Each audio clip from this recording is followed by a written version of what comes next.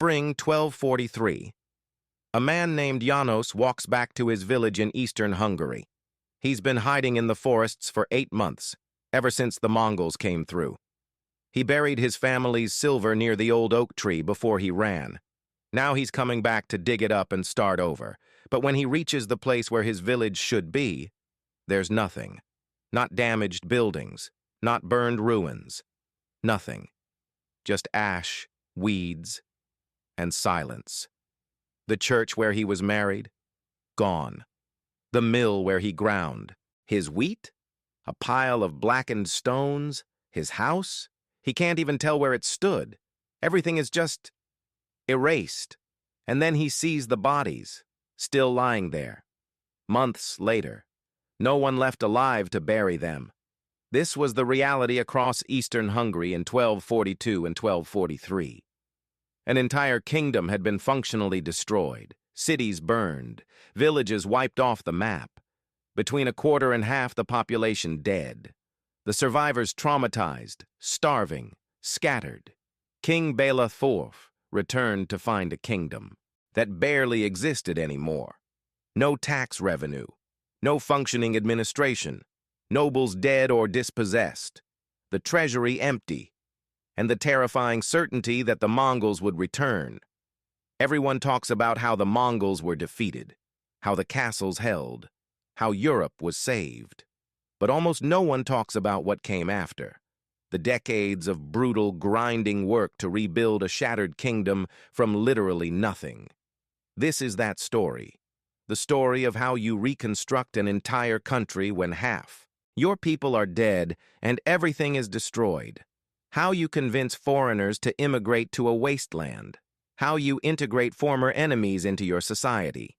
How you find the money, the labor, and the will to build an entire network of stone fortresses when you can barely feed your people. You'll discover the uncomfortable truths behind Hungary's legendary recovery. The social tensions that nearly tore the kingdom apart. The controversial decisions Béla made that saved Hungary, but changed it forever. And how the trauma of 1241 shaped Hungarian identity for generations. Because the real miracle wasn't that the castles held in 1241. The real miracle was that there was still a kingdom left to defend by 1285. This is the story of the decade after the apocalypse, when ordinary people, through sheer stubborn determination, rebuilt their world from ashes. Let's start with understanding just how bad things really were. When Béla IV crossed back into Hungary in summer 1242, he didn't find a damaged kingdom. He found the end of the world. The Mongols had been gone for months, but the destruction was still fresh. Contemporary chronicles use language that sounds like exaggeration, but archaeological evidence proves they weren't exaggerating at all. Master Roger, who survived the invasion, wrote that the land was desolate and empty, covered with the bones of the dead. Thomas of Spalato, another eyewitness, said that the kingdom of Hungary was reduced to almost nothing. What does almost nothing actually mean? Let's be specific. East of the Danube, the great Hungarian plain had been the breadbasket of the kingdom. Rich agricultural land, dozens of prosperous towns, hundreds of villages. After the Mongols, it was a depopulated wasteland. Archaeological excavations at sites like Csongrád, Szentes, and Hódmezővásárhely show the same pattern. Destruction layers from 1241, burned buildings, mass graves, then nothing. No rebuilding for years, sometimes decades. Some settlements were simply abandoned forever. Population estimates for medieval Hungary before the invasion range from 1.5 to 2 million people. After the invasion, probably somewhere between 800,000 and 1.2 million survived. That's a loss of somewhere between 400,000 and 800,000 people in less than a year.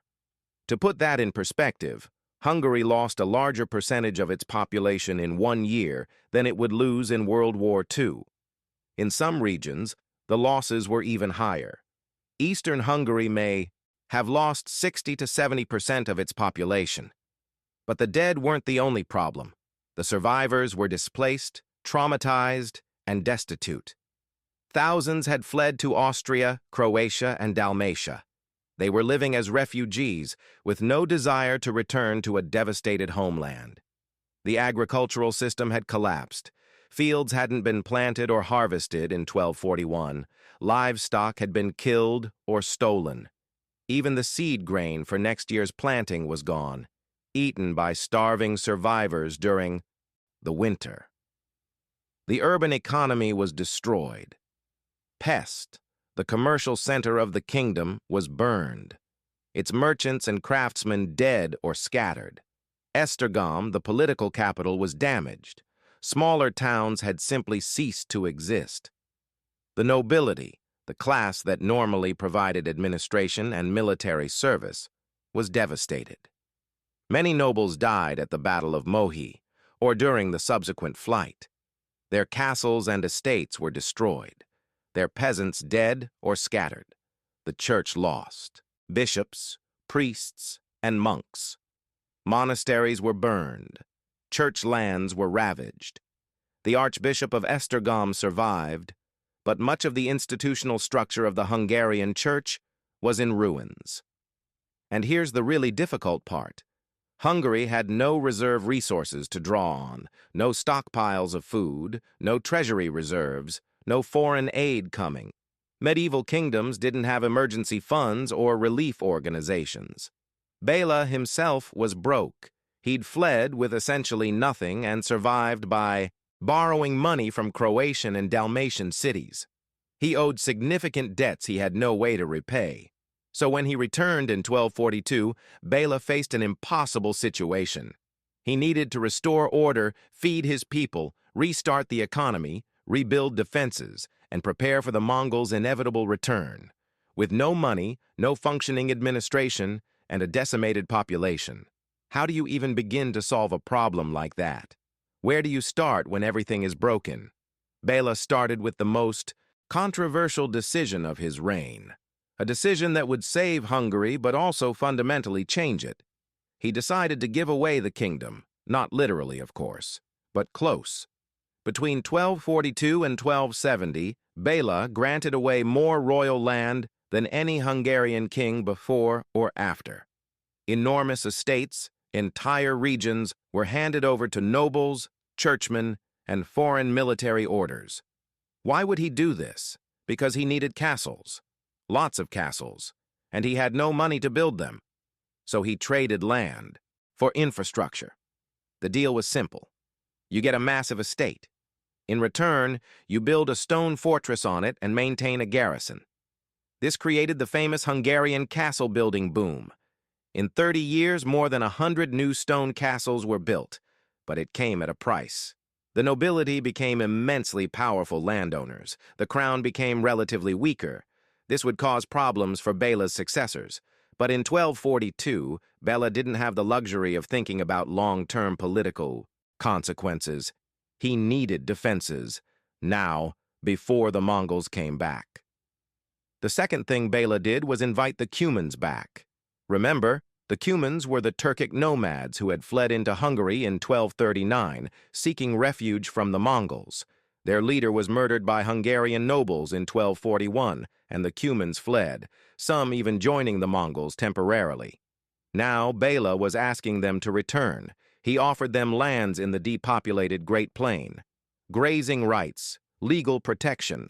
In return, they would provide light cavalry for the kingdom's defense. The Cumans accepted. Starting in 1246, they began returning in large numbers. Tens of thousands of Cuman families settled on the Hungarian plain. They brought their horses, their yurts, their customs, and they brought military skills Hungary desperately needed. But this created massive social tension. The Cumans were Muslim nomads settling in a Christian agricultural kingdom. They didn't speak Hungarian. They didn't follow Hungarian laws. They maintained their own way of life. Hungarian nobles and peasants resented them. There were conflicts over grazing rights, over legal jurisdiction, over religion. It would take generations for the Cumans to fully integrate, and the process was often violent. Béla didn't care. He needed warriors. The Cumans were warriors. That was the calculation. The third pillar of Béla's reconstruction strategy was immigration. German immigration, specifically. Hungary needed people, farmers, craftsmen, merchants, and German-speaking regions to the west had surplus population. Béla sent agents to Austria, Bavaria, and other German lands with an attractive offer. Come to Hungary. You'll get land, tax exemptions, legal privileges, the right to govern yourselves according to your own laws. It worked. Starting in the 1240s and accelerating through the 1250s and 60s, thousands of German families migrated to Hungary. They settled in devastated regions, rebuilt towns, established new villages. These German settlers, called Saxons, even though many weren't from Saxony, transformed parts of Hungary. They brought new agricultural techniques, new crafts, new architecture. Towns like Buda began to look distinctly German in character. But again, there was tension. The German settlers had privileges Hungarian peasants didn't have. They were exempted from certain taxes. They could elect their own officials. This created resentment. Béla was essentially dividing his kingdom into different ethnic and legal zones. Hungarians here, Cumans there, Germans over there, each with different laws and privileges. It was a recipe for long-term conflict. But it worked. The population began to recover. Fields were planted again. Towns came back to life. Trade resumed. By the 1260s, Hungary was functioning again. The cost, though, was a kingdom fundamentally transformed. The Hungary of 1270 was ethnically more diverse, politically more fragmented, and socially more complex than the Hungary of 1240. The invasion had forced changes that would shape the kingdom for centuries. If you're finding this interesting, a like really helps the channel. Takes a second, makes a difference. Now let's talk about what life was actually like for the people doing this rebuilding. We've talked about Béla's policies, but what did reconstruction actually look like on the ground? What was it like to be a Hungarian peasant, a German immigrant, or a Cuman warrior trying to build a new life in the 1240s and 50s? Let's start with our farmer János, the man who came back to find his village gone. His story, while hypothetical, represents what thousands of Hungarians experienced. First problem: where do you even live? Your house is gone. Your neighbors are dead. There's no village structure anymore. The solution many people adopted was to cluster around whatever fortifications existed. Old earth and timber fortifications, monasteries, the few stone castles that predated the invasion. These became nuclei for new settlements. This changed the settlement pattern of Hungary. Before 1241, villages were often small and dispersed. After 1242, settlements tended to be larger and concentrated near defensible positions. This was deliberate. If the Mongols came back, people needed to be able to reach safety quickly. Second problem: you need tools, seed, livestock. Everything was destroyed or stolen. How do you restart farming with nothing? This is where the nobility and church actually played a constructive role. Lords who wanted their estates to be productive again provided resources to peasants. Seed grain, a plow, maybe an ox. In return, the peasants owed increased labor obligations, or rents. This wasn't charity, it was investment. But it meant peasants who had lost everything could start again. The alternative was starvation. Third problem: trauma. This is something medieval sources barely mention, but we can read between the lines. An entire generation of Hungarians had watched their world destroyed, had lost family members to violence, had lived in constant terror. Master Roger's chronicle, written shortly after the invasion, has passages that reveal deep psychological wounds. He describes nightmares of pursuit, the constant fear that every rider on the horizon might be a Mongol scout, the inability to feel safe even after the Mongols left. Religious responses reveal the trauma too. Béla's daughter Margaret, the princess who became a nun on Margaret Island, became famous for extreme asceticism. She wore hair shirts, slept on the floor, did harsh penances. Her hagiography presents this as holiness, but it also sounds like someone processing severe trauma through religious practice. Church building and monastery founding surged after 1241. Part of this was Béla's policy, but part was genuine religious fervor. When people survive an apocalypse, they often turn to religion to make sense of what happened. Now let's look at the German immigrants. What was their experience like? Imagine you're a young German craftsman from Bavaria. You've heard there are opportunities in Hungary. You sell everything you own, pack your family into a wagon, and make the journey east. When you arrive, you find not what you expected. Yes, you get land and privileges. But the place is still scarred. There are ruins everywhere. The locals are traumatized and sometimes hostile. You don't speak the language. And there's this constant undercurrent of fear that the Mongols will return. But you've committed. You can't go back. So you build. You and other German families cluster together in your own quarter of the town. You elect your own officials. You build in the style you know from home. Gradually, you create a little piece of Germany in Hungary. This is how towns like Buda developed their distinct character. By the 1260s, Buda had a German quarter, a Hungarian quarter, and eventually a Jewish quarter, each with its own administration, churches, and customs. It was a multicultural city born from disaster. The German immigrants did well, generally. They had skills Hungary needed. They had legal protections. But they also faced resentment. During times of crisis, they were easy scapegoats. The foreigners with their special privileges. And then there were the Cumans. Their experience was the most complicated. The Cumans were returning to a kingdom that had murdered their leader just a few years earlier. They didn't trust the Hungarians. The Hungarians didn't trust them. But both sides needed each other. The Cumans settled in their traditional way. Yurts, not houses. Herding, not farming. This meant they needed vast grazing lands.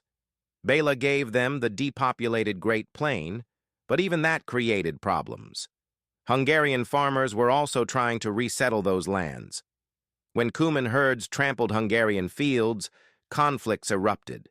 When Hungarians tried to farm land the Cumans claimed for grazing, violence sometimes followed.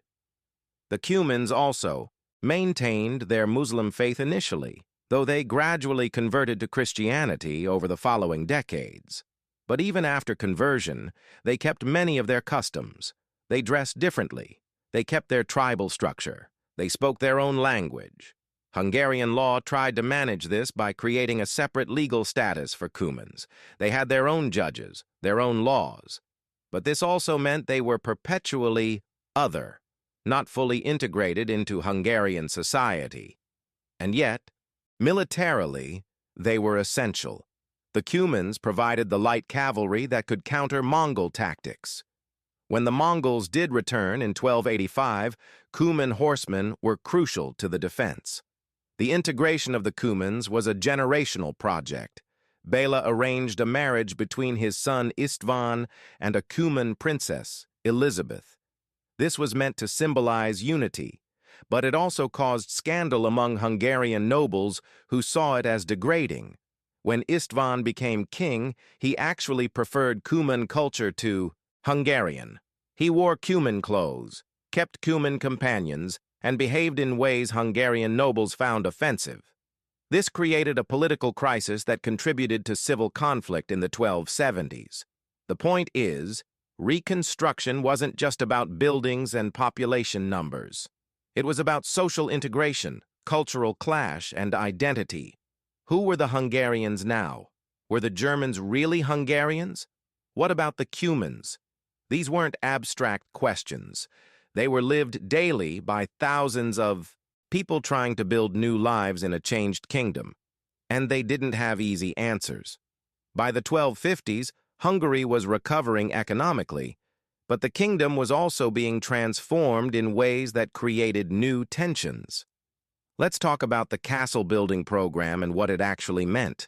Remember, Béla's solution to the defense problem was to grant huge estates to nobles in exchange for building castles. This worked brilliantly from a military standpoint. By 1270, Hungary had more than 100 new stone fortresses. But from a social and political standpoint, it created a new problem. The nobility had become extremely powerful. They had vast lands, stone castles, private armies. Some nobles were more powerful than the king in their own regions. This was already causing tension during Béla's lifetime. Nobles became increasingly independent. They fought with each other. Some ignored royal commands. The centralized kingdom that existed before 1241 was being replaced by a more fragmented, feudalized system. Béla couldn't really do anything about it. He needed those castles. He needed the nobility's cooperation, so he tolerated their growing power. But his son Istvan would inherit a kingdom where the king was weak and the nobles were strong. The castle-building program also transformed the landscape physically. Before 1241, Hungary was relatively uncastled compared to Western Europe. After 1270, it looked like Germany or France, with stone fortresses dominating every strategic position. This wasn't just military infrastructure. It was a psychological landscape. Every castle was a reminder of the invasion, a monument to fear, and a symbol of a nobility that was now entrenched in defensible positions. The castles also became centers of local power in ways that changed how Hungary functioned. Each castle needed a garrison, servants, craftsmen. This meant resources and people concentrated around noble strongholds rather than around royal centers. Towns that developed near castles often came under noble control rather than royal control. This shifted economic power away from the crown. By the 1260s, Béla was actually relatively poor for a king.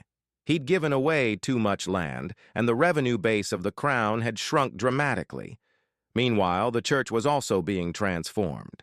Béla rebuilt and strengthened church institutions partly from genuine piety, but also because the church was a counterweight to noble power. Margaret Island became a major religious center. The Dominican monastery where Béla's daughter Margaret lived attracted pilgrims and donations. Margaret herself became famous for her extreme holiness. After her death, she was eventually canonized, becoming Saint Margaret of Hungary. But Margaret's cult was also political. She represented the suffering of Hungary during the invasion and the hope of spiritual renewal. Her shrine became a place where Hungarians could process the collective trauma of 1241. Other monasteries and churches founded or rebuilt after 1241 had similar functions. They were places of memory, ways of making sense of what had happened, and institutions that helped bind the kingdom together. By the 1260s, Hungary had been rebuilt, not restored to what it was before, that was impossible, but reconstructed as something new, a more ethnically diverse, more militarily prepared, more religiously intense, and more politically fragmented kingdom. The population had recovered to maybe 1.5 million or so. Still less than before the invasion, but functional. Agriculture was productive again. Trade was flowing.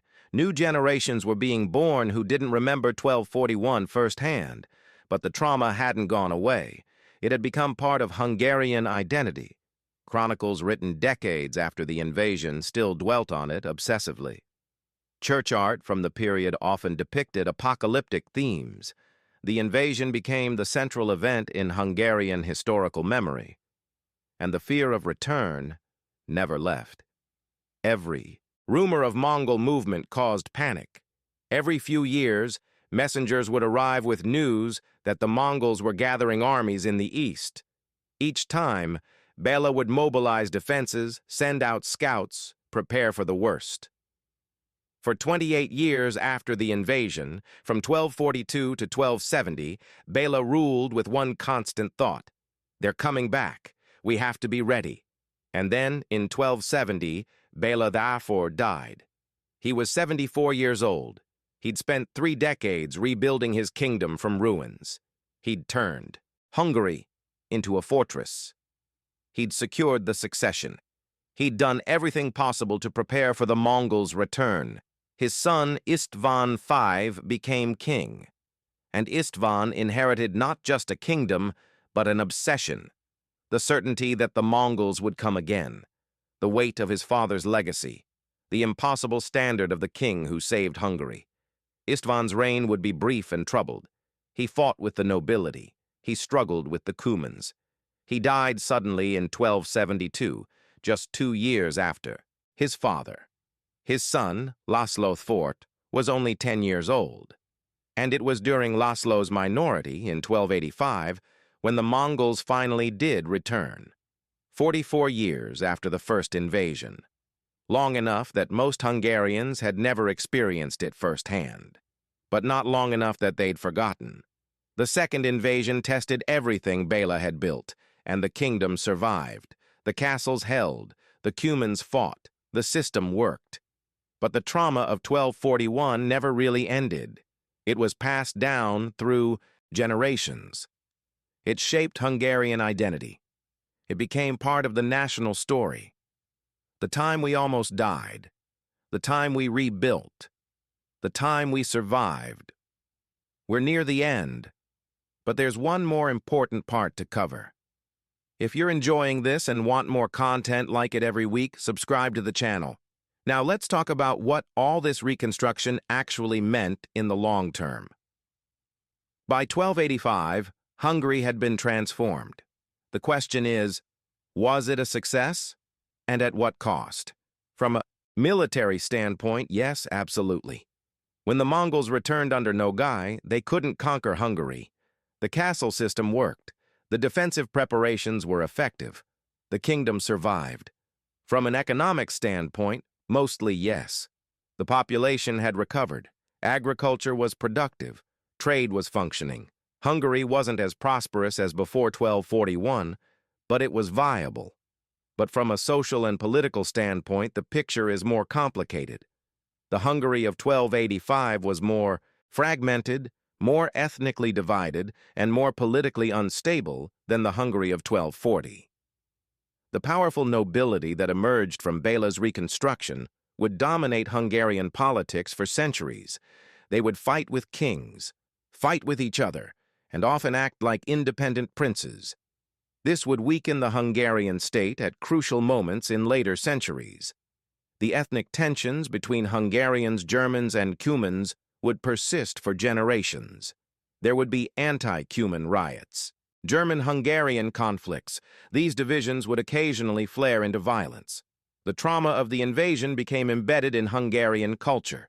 Medieval Hungarian chronicles are obsessed with 1241. It becomes the reference point for everything else. Before the destruction, after the destruction. This had some positive effects. It created a strong sense of Hungarian identity forged through survival. It made Hungarians determined never to be caught unprepared again. It valorized resilience and adaptation. But it also created a kind of cultural paranoia, a sense that disaster was always just around the corner, that enemies were always preparing to destroy Hungary. This mindset would influence Hungarian politics and culture for centuries. Saint Margaret became the symbol of all this, a princess who gave up everything, devoted herself to extreme piety, and represented Hungary's suffering and redemption. Her cult was immensely popular precisely because she embodied the national experience. When you visited her shrine on Margaret Island, you weren't just honoring a saint. You were participating in collective memory, remembering what Hungary had endured, celebrating that it survived. Béla himself became a legendary figure, the king who saved Hungary, the second founder of the kingdom. His nickname, the Second Founder, explicitly compared him to Saint Stephen, the king who Christianized and unified Hungary in the year 1000. But Béla's legacy was complicated. Yes, he saved Hungary, but he also weakened the crown, empowered the nobility, and set in motion social tensions that would take generations to resolve. Some historians argue Béla had no choice, that given the circumstances, he did the only thing possible. Others suggest he could have been more careful about the long-term political consequences of his decisions. The truth is probably that Béla was playing an impossible game. He had to rebuild a shattered kingdom while preparing for another apocalypse. Short-term survival trumped long-term stability. And honestly, can you blame him? If you're a king in 1242, looking at the ruins of your kingdom, knowing the Mongols will return, what do you prioritize? Building the perfect political system for 1300? Or making sure there's still a kingdom in 1285? Béla chose survival, and it worked. Hungary survived, it rebuilt, it resisted the second invasion. By that measure, his reconstruction was an extraordinary success. The human cost, though, was real. Thousands of people were displaced permanently. Social tensions were created that would last for generations. The kingdom was fundamentally changed in ways that weren't always positive. And yet, what's the alternative? Without reconstruction, Hungary simply ceases to exist. The Mongols return in the 1250s or 60s, and with no defenses, no organization, no population, they finish the job they started in 1241. The story of Hungary's reconstruction is, in the end, a story about impossible choices and necessary compromises, about how survival sometimes means accepting changes you didn't want, about how rebuilding from catastrophe always costs more than you think it will. It's also a story that resonates beyond medieval Hungary. Every society that has faced catastrophic destruction and had to rebuild, whether from war, natural disaster, or collapse, faces similar questions. How do you balance immediate survival with long-term stability? How do you integrate refugees and immigrants when your own people are traumatized and resentful? How do you find resources when everything is destroyed? How do you maintain hope when the future feels terrifying? Medieval Hungarians didn't have answers to these questions that were any better than ours. But they did something we can still learn from. They kept going. They adapted. They accepted help even from former enemies. They built even when it seemed impossible. That farmer János, coming back to his destroyed village in 1243, his story doesn't end there. He found other survivors. They built a new village, different from the old one, near a castle for protection. His grandchildren probably grew up never knowing the old village existed.